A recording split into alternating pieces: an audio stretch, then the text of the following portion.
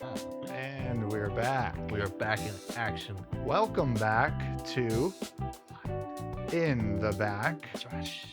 This is the #1 podcast if you look at any list of podcasts today. Oh, yeah. It's like us, and then that self-help woman, and then Joe Rogan. Mm-hmm. Yeah. Pretty cool that she surpassed him. And it's pretty cool that we surpassed her. Yeah, I forgot about that. That's way cooler.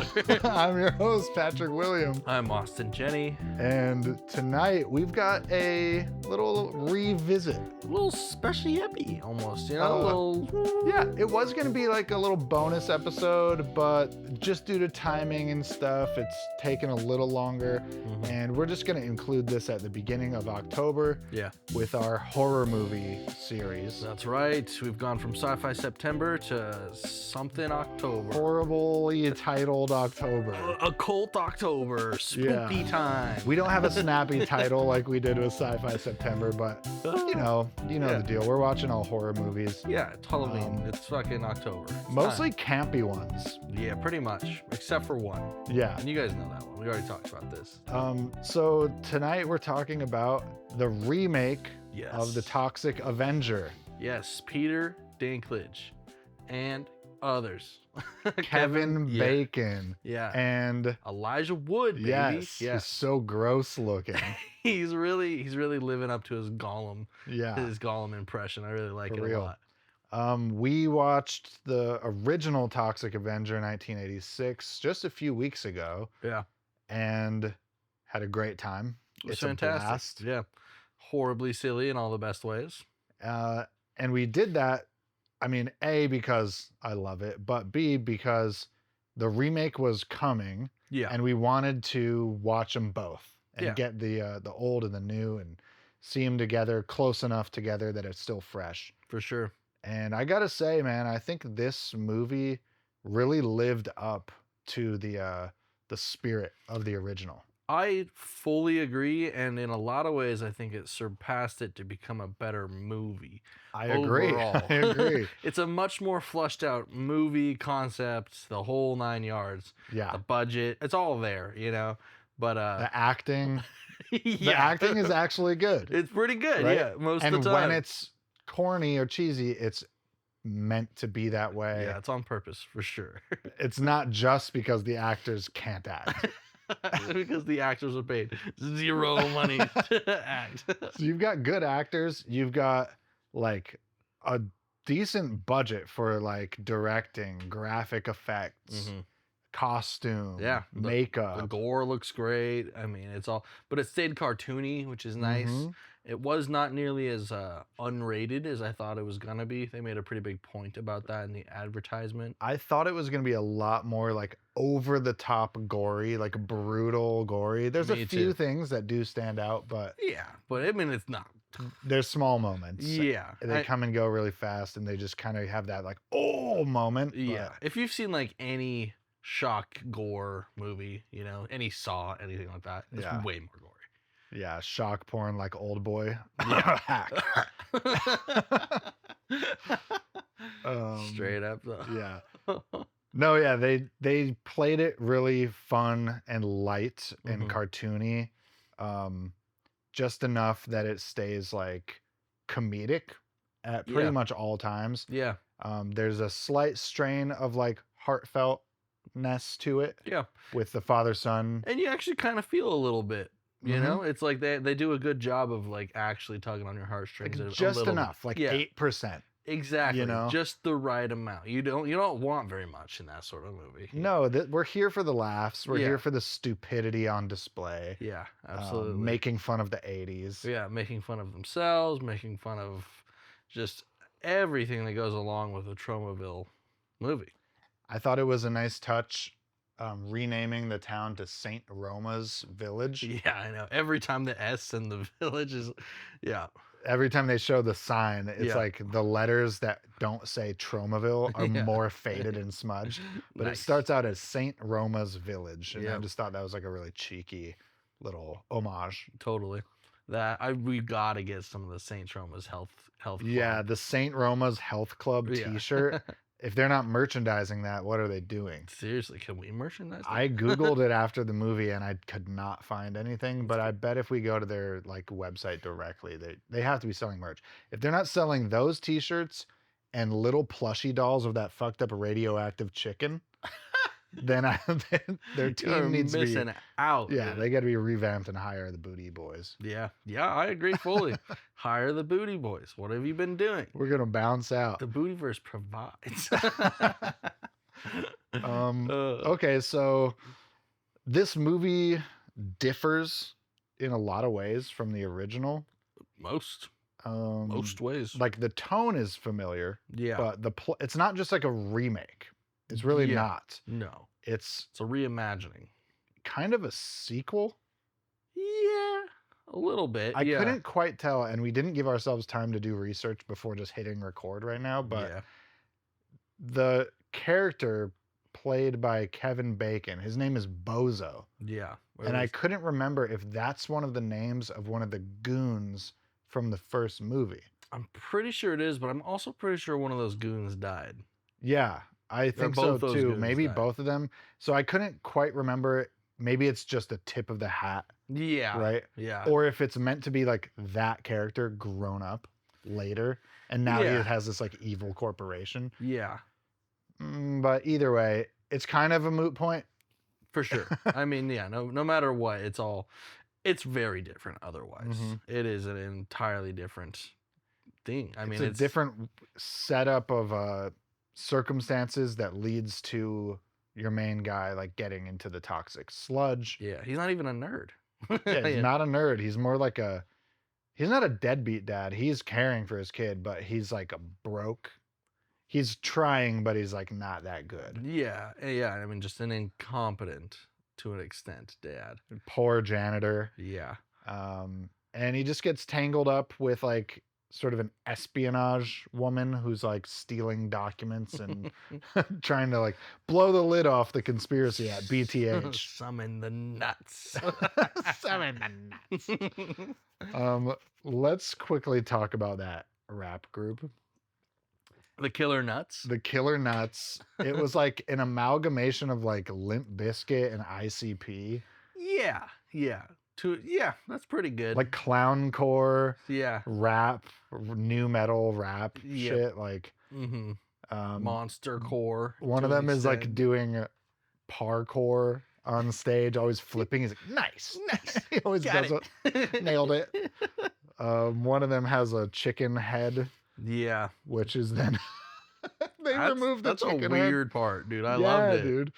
They removed the guy's chicken mask and he has his real head is a baby's head. Literally a baby. Chadville. And he's got the biggest body. Yeah. He's a huge body. He's like 6'8". Chudhaven. He reigns from Chudhaven. Yeah. They have DJ Cool Cthulhu. If you didn't see in the credits, that was her name. Saw that. Yeah, she only speaks in this fake language. She's like, that's it the whole time. It's good. The leader is always shooting everyone with his gun right away. Yeah. It's like his first response to almost every situation. I love how he does that. He shoots it and flicks his wrist. Yeah, very funny. Very clowncore. Very much so. You made a little offhanded comment to me during that. Like one of the first times we saw him, you're like, "Is someone blow the horn of Abraxas?" Yeah, and blow the horn of Abraxas. That's a deep cut for some of our earliest viewers. Yeah, fucking Mandy. They're very Mandy villain-esque. They are in some ways. They're like the three like demented riders from Mandy who are summoned by the horn of Abraxas, and they even say like summon the nuts. It's like, and like Elijah Wood's character is very like slimy and disgusting. His hairpiece he's like almost bald but has like this strip coming down the center. Like 4 nice big hairs. Could never fully be combed over. It's just like sort of wistfully like dangling down the front. I honestly feel like that might have been those characters might have been a slight homage to Mandy. I felt it. Yeah. You know, it's just like the way they skulked around and shit. Yeah. Totally. Yeah. The fun amalgamation of just a whole bunch of different characters. I think Limp Bizkit and ICP is right on the money. Yeah. Fucking Grace Malenko. Fucking so dumb, dude. The comedy in this movie it works. Oh, you know, yeah. In the original, it's like shocking. It's like they're trying to be edgy just to be edgy. For sure. It's very like college age male, like shock humor. Like, let's just say racist, sexist things and show boobies. And yeah. I mean, it is literally shock porn. It's just that. Yeah. This movie still like sort of holds the energy of that Animal House era, but the jokes are actually well written and funny. Yeah. Yeah, and you're like not just laughing at how bad it is. Yeah, the setups work. Like when they cut to like the news reporters every so often, you've got like the female news reporter who sort of always starts by just straightly reporting the news. But you're like, yo, man. But yeah, it's like, hey, yo, people are going crazy at the Miss Meat. Yeah. But then you have like the stodgy, like disgruntled older male reporter who's always like, they're making fun of like MAGA people, but like he's always anti-woke, and he's always talking about like what are your pronouns and gender roles and stuff. I remember before Miss Meat, it's always Mr. Meat. Yeah, I remember when Miss Meat was Mr. Meat. The terrorists, the local domestic terrorists or whatever, political extremists, they take over the Miss Meat. It's like a burger shop with a woman as the what's the word? Mascot. The mascot. And she's just like all legs and a burger. And they're like, we need to change from the the estrogenation of America. And they're like going through the list of what things they're against. Their demands. Yeah, it's so funny. He's like, Miss Meat has to be Mr. Meat. We're against science. We're against progressive fascism. Progressive fascism. So insane. It's so silly, dude. They've got like 7 or 8 demands, and they're all just so stupid. Yeah. They're holding up a burger shop for like culture war values. So dumb. I love it. I thought that scene was pretty funny. Yeah. It's definitely like shorter than in the original, but that's just because the original is so badly directed and written that it like for sure takes forever to get through that fucking burger shop scene. Absolutely. I mean, the kung fu fighting is like so tedious. In this one, Peter Dinklage just walks in the back door and starts killing people with his mop. Yeah, and that's really the best way to do it. It's got one of the most shocking, like shock porn moments. Yeah, the jaw. Nope. Which one? He shoves his fist up someone's asshole and pulls their lower intestines out of their butt. Yeah. I guess I'm just pretty immune to shock porn. This whole movie was just like, eh. Kaylin was like, oh! That's fair. I mean, it's pretty gross. You pull someone's intestines out of their butthole, that's gross. That is gross. And don't do that, kids. Yeah, don't do it at home. Or like anywhere else. Yeah, true. Especially Miss Meat. This place used to be a Mr. Meat. They've got the same old grub. Yeah, like the hostage negotiator detective, like the lead detective outside. He's got his megaphone. Mm-hmm. And he's like, what is it that you actually want? And the guy's like, they've got to change the name of this Miss Meat back to Mr. Meat. And he says back so sincerely, he's like, but isn't it the same quality grub? And he's like, that's not the point. Oh, man. Some of like the classic repeat jokes were pretty good, too. I'm struggling to remember exactly what they did, but just when Peter Dinklage would just like sit there and just repeat the same situation a couple times. Those are pretty funny. They're always classic. It's very Family Guy-esque in that sense. Yeah. There was pissing. Oh yeah, pissing on his face. Yeah. That's great. He has acid piss, and he had to get out of some triple titanium chains. Yeah, the triple titanium can hold back his strength, but not his acid piss. Of course not. He realizes that he has to piss through the chains to escape, and he's like, oh, I've got to pull out my dick. He's like, hold on, I've got to pull out my dick. And she's like, what? He's like, I swear to God, I'm not a pervert, but I'm going to pee on my face right now. And that's shocking. Yeah. They show it. They did. They show him peeing on his own face. Yeah. He leans onto his back, puts his legs up in the air. Yeah. Pees on his little shackly face. Yeah. Escapes. It's pretty good.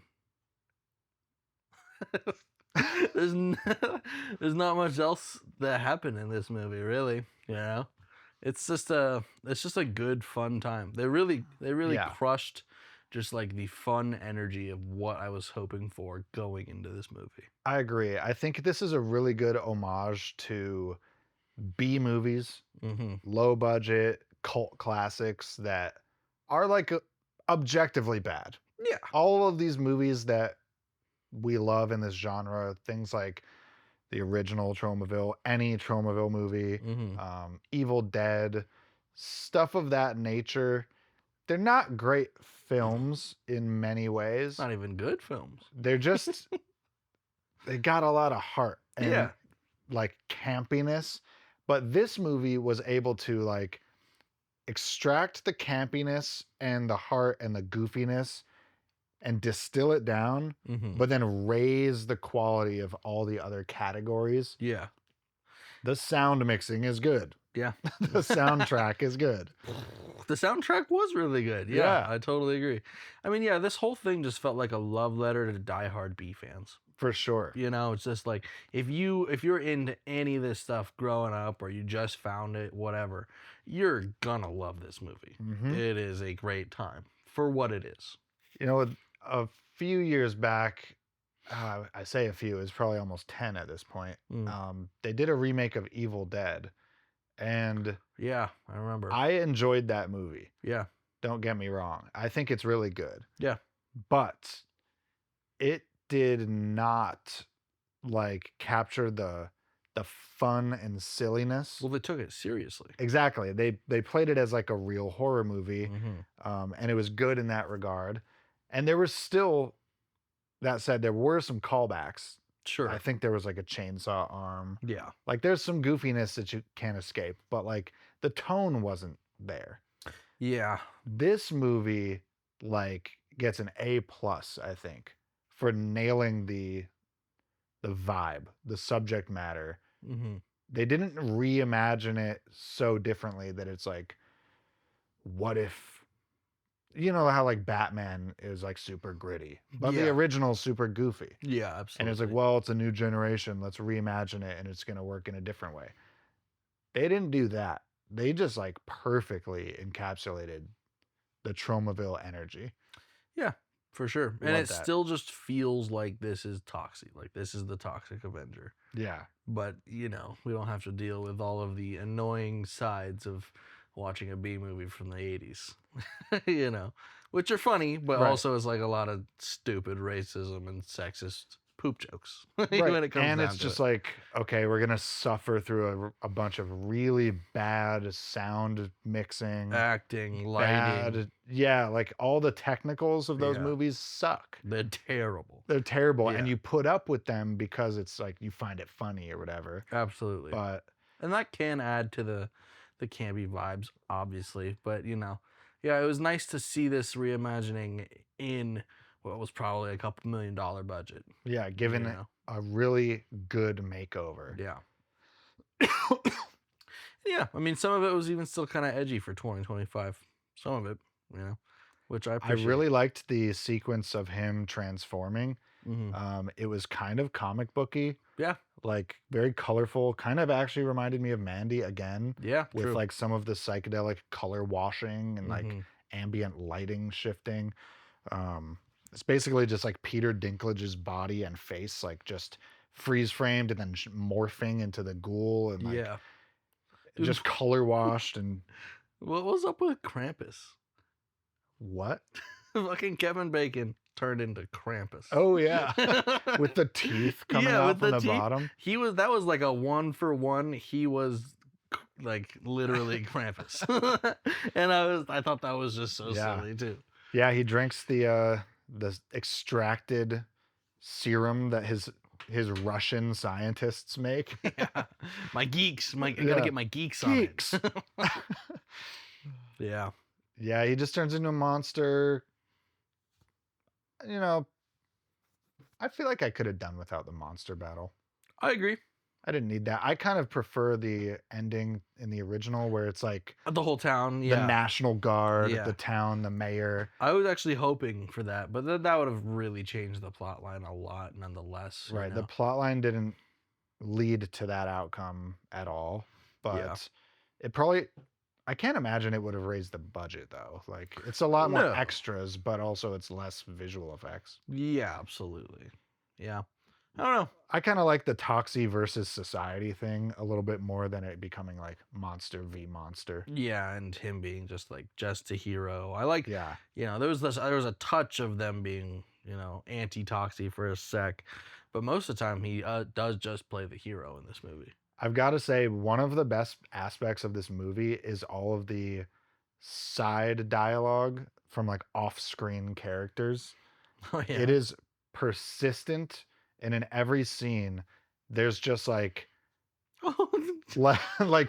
things will be happening to your main characters in camera view, but then you'll just like hear other people's like canned comments. Like I can't really recall any of them. The mob one was amazing. What does he say? It's just like when they first see him after he rips off the dude's arm. It's like, you guys doing a mob? Let's do a mob. We're doing a mob. Yeah. And then the cop is like, okay, I guess it's a mob, and starts shooting his gun in the sky. Dude, and like, oh man, when they're going and he's running through the woods and they do like, bwah, bwah, bwah, bwah. Yeah, dude. Yeah. I feel like all of that stuff was just added in post because 100%. It's funny. Yeah. And it's such a good call. Yeah, super tasteful. You had someone really, really funny behind the scenes on that shit. Just adding all this side dialogue. just the horns really got me. I was like, what is this, dude? I expected like a DJ Khaled song to start playing or some shit. What about when the cops overreact and that one cop is just like fearfully shooting, boom, boom, boom, boom, boom, boom, just like unloading his magazine. Dude, to a guy who has no jaw and is just dying. He's just, oh god. Yeah, Tromaville really makes cops look stupid, and I appreciate it. They really do a good job of like making all authority figures come across as very stupid, like reprehensible, like dumb people. Dumb people. Yeah, they really do a good job at that. All the cops are idiots. All the guards are idiots. The mayor, CEOs. Yeah, the mayor's in on the thing. Yeah, everything. They're so dumb. A lot of good jokes in this movie. It's not just butthole humor. It's a little bit more than butts. I appreciated that. Yeah. Yeah. But it's not that many boobies. My biggest gripe of the whole movie, to be honest with you. Did not match the booby count of the original. Not even 5%, I would say. I think we saw 2 sets. 2 sets? They take place back to back in the same scene. It's at a live concert. Yeah. For the what are their names? The Nuts. The Killer Nuts. The Killer Nuts. Get the nuts. Some in my nut. And like, don't get me wrong, I don't need boobies for a good time. No. At all. But this movie in particular, it's just, that's like one of the main things of the It's like a hallmark of Tromaville. Is like indulgent amount of boobies and like bikini women and stuff like that. I guess I was just surprised by it more than anything. I'm not necessarily disappointed. Right. It's just like the first movie had so much nudity. It was kind of crazy. Yeah. And then this one was marketed as being like the most unrated movie of all time. And then there's like 2 sets of boobies, 2 dicks that were definitely fake. Yeah, obviously. Rubber penises. And then just like some medium gore and a little bit of cussing. And I was like, okay, that was an R. That was a rated R movie. They just didn't get it rated. For sure. Yeah, I think these days it happens from both directions. The fans misunderstand what unrated means, and the studios play up the fact that it's unrated because of that makes it sound edgier. Yeah. Really, all that means is that the studio did not pay for the movie to undergo the rating process and get reviewed by an official, whatever that panel is that does that. It's like a industry standard thing that you have to pay for. And so that just means that 17 and up can only see it, but that's whatever. Yeah, it could technically be like a PG movie and be unrated. Dude, that could have been PG-13 without just that nudity. Maybe the butthole intestines thing is a bit far for PG-13. Sure, okay, some of the gore for sure. Some of the gore, but not that much of it. Yeah. Really. Yeah. I mean, I think the violence is all within range of PG-13. For sure. Yeah, if they just did fighting and stuff, but yeah, a little bit more off-screen violence, any like the really gross stuff, like the butthole shit and that sort of stuff. But yeah, otherwise that could have been a PG-13 movie. And if they rated it, that's a light R. Yeah. Yeah.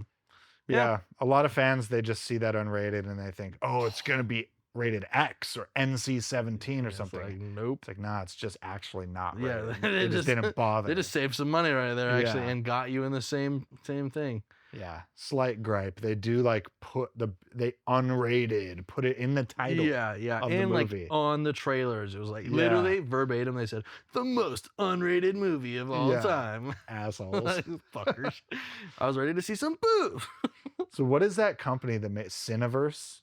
Yeah, the one that was doing all of those shitty all of the trailers leading up to this movie were all from the same company, Cineverse. Yeah. And it was like one other company, like Blood something. I don't know. Cineverse and Bloody. Like, I'm not gonna lie, I am not seeing most of those They didn't movies. seem that great. Yeah, for sure. From the trailers, they didn't seem that great.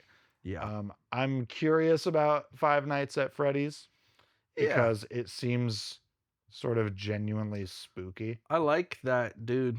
The guy from Stranger Things. Is he from Stranger Things? Or was that a different Cineverse movie? No. Yeah, that was Cold Storage. Yeah. No, that's that one's also looks a little meh. But no, the dude who is from the Hunger Games and from the Lightning Thief. No, he's not that guy. I think it's Josh Hutcherson. Is his name? Yeah. I don't watch movies starring people named Josh. Right. My bad, I forgot. This is Josh Brolin is good. In No Country for Old Men. Yeah, and as Thanos, it's pretty good. Thanos. Wow. No Country, Marvel. Totally the same.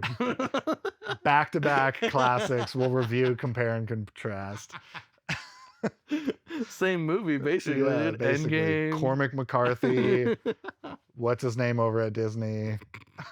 Kevin Feige or whatever. I don't fucking know. I mean, this movie doesn't need to be discussed in detail. No. There's no themes. I mean, there's environmentalism, but it's a shallow theme. We all get it. Yeah. Don't pollute the lakes. Done. Really, this movie just needs to be enjoyed for its humor. And seen in theaters. Go support these guys. Yeah, for sure. That's really what it's all about. I mean, I love that they're doing it. Like, that's my favorite. Really, my favorite aspect of this entire thing is, like, they remade a classic, crazy movie to try and remake. Like, going to the studio and approaching, like, hey, we want to remake The Toxic Avenger. Like, right, dude. But yeah. The thing is that as bad as that original movie is, we talked about this on the first episode. Yeah. It did spawn off a Saturday morning cartoon. Yeah. An actual Marvel Comics run. Yeah, true. A merchandising line and an off-Broadway musical. That's so fucking crazy. So like there is a proven track record of success for this IP. Yeah. So it's not that crazy to then 30 years or 40 years later. That's crazy. It is 40 yeah, years, 40 years 39, later, to go to a studio and say, let's do it again. Yeah, let's do it again. Especially when you got big names like fucking Elijah Wood. I mean, I didn't see his studio at all. No, I don't think it was produced by his studio. That's kind of surprising to me, but whatever. He's in it. But him supporting the script in any way obviously has a huge effect because for sure he's clearly like one of those guys now with his production company. Like, I think if he says that it's a good idea, at least for like this lane, it's a good idea. Like, I agree. I mean, it's like man's got good taste. Yeah. I don't think that we've seen a miss yet. You know. So what's the name of his company again? Oof. Can't remember for the life of me. I was trying so hard. I was trying so hard to remember. Yeah. Well, we're blanking. We're shit in the bed, but shitinthebedmedia.com, baby. Every time I've seen one of his movies, it's been good. Is Color Out of Space? Yes. Yeah, Color Out of Space and Spectre Mandy. Vision. Spectre Vision, yes. Yes. Dude, Mandy is still, it's one of my favorite movies. Mine too. Yeah, like that's an all-timer. That's a good movie, dude. Yeah. That's a real good movie. I never would have thought. You picture us a year and a half ago being talking about how Mandy's one of my favorite movies. Fucking It's critical, dude. It is, yeah. It's really fire. Yeah. On every level. Hell yeah, man. Well, what are you rating the Toxic Avenger? I want to give the Toxic Avenger Remake unrated. Unrated. Honestly, I want to give it at least a 9. Yeah, it's a 9 for me too. Yeah. It's a solid 9. Yeah. Yeah. I don't know if I can put a horror movie like this at a 10. I don't know that it like has the capacity to be exactly. a 10 for me. I mean, like, it's like, what could it do? For me, I need an emotional element or Yeah. a philosophical element. Something to chew on. Something that moves me. Yeah. Like, almost to tears. Yeah. Like, Eternal Sunshine of the Spotless Mind. It gives you so much to chew on. Mm-hmm. A movie like this just can't do that. No. But I really have no complaints on the technicals, the acting, the energy, spirit, music, the humor, the soundtrack, quality of the visual effects. I mean, it's great. Nailed that shit. Yeah. Yeah. It's a 9. It's a strong 9. Yeah, totally. Definitely go see it. Let us know whether this is better than the original in the comments. Please do. Also, if you are in the comments, let us know if the plot is better in the original. That's like the only thing that I kind of think I prefer from the original. I kind of fuck with that idea too. Yeah, I kind of like the plot, just the general plot outline of the first one. A little more, touches just a little bit more of my entertainment nodes, you know? But I like how stupid it is that it all is centered around this fucking health club. Yeah. Like they're at the gym, and he's skinny and he's a dweeb at the gym, and everybody else is muscular. It's like so stupid. It is for sure. I like that. And I like that like the National Guard gets called and like they're in a tent in a field and like there's a tank. Like that's and he's so dating cartoonish. the blind girl in his trash village out in the woods. Yeah. Though we didn't even mention the doctor. The doctor. You got to see it for yourself. Hilarious. One of the best parts of the movie. He's huffing Jankum. There's an old man down by the river huffing Jankum. He says he's a doctor. Hilarious. I haven't heard the word Jankum since I was like 14, like, dude. Who told you I was a doctor? He's like, you did. He's like, that was a mistake. He's got toilet paper on a drill. He's spinning it. He's like heating up a toe or some shit. Oh man. Shit. That character was really funny. Yeah, he was. Also, that whole scene was very funny because it's like supposed to be like the moment in the movie where the hero's at a low point and then he finds the archetype, the sage, right? And the sage is like an older, wise character that gives the hero just the right bit of information or tool required to like send them in the right direction. Yeah. And as soon as the character starts to try to do that, he starts to try to like explain how to use the mop and like they're about to go into like the montage of like hero training.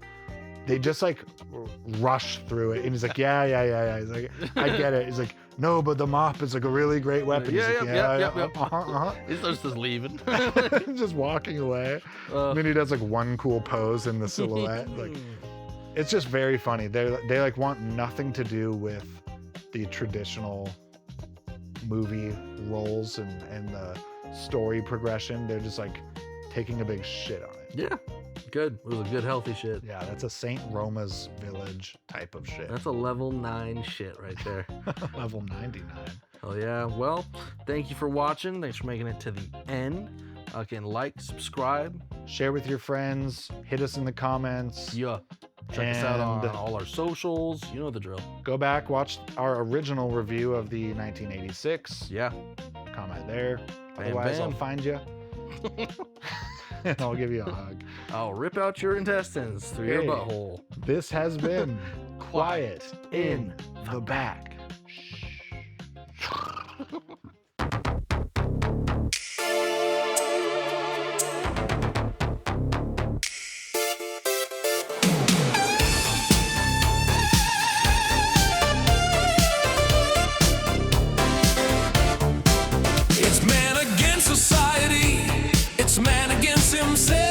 It's nerds against the jocks and hot girls, criminals and wealth. If you put a dwarf inside a vat of toxic sludge, then you get a slab of beef that simply will not budge. It's the Toxic Avenger.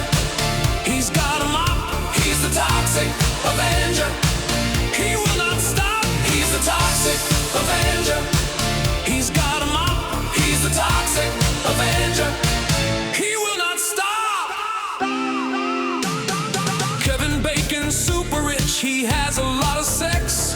But when your money gets too low, you have to ask what's next. Don't give healthcare. It costs too much. Let the people die. And when you get a chance to power up, it's do or die. It's the Toxic Avenger. He's got a mop. He's the Toxic Avenger. He will not stop. He's the Toxic Avenger. He's got a mop. He's the Toxic Avenger. He will not stop.